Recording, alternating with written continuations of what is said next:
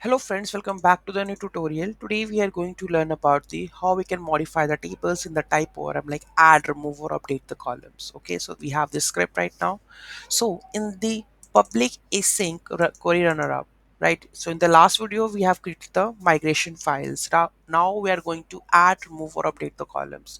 Those who haven't subscribed my channel yet, please do subscribe my channel. And if you like the video, please do like, share and comment on my video. Let's get started. So here we have the users table, but currently we have a user one. Okay, so let's use this. Okay, let's see what will happen in the query up. So here we can see that we have a query up. Okay, so here we have to add whatever we have to modify. Okay, so this is our that one.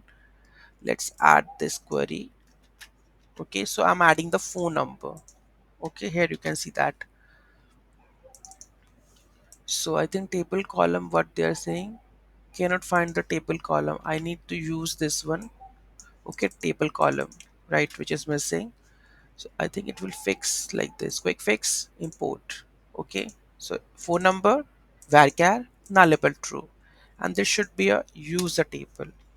Okay, so this is we have now. So we are going to add a column. Okay, and now in the query, if we are removing this or disable this one column, so it will automatically drop this one.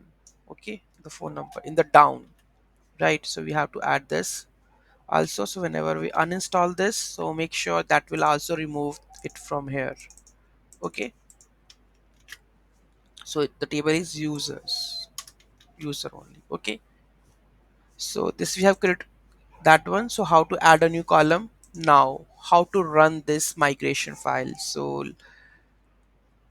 in the next video, we are going to learn how to run this migration file and check that in the user table it will create it or not. So let's see you in the next video. Thank you so much for watching this video. Have a great day.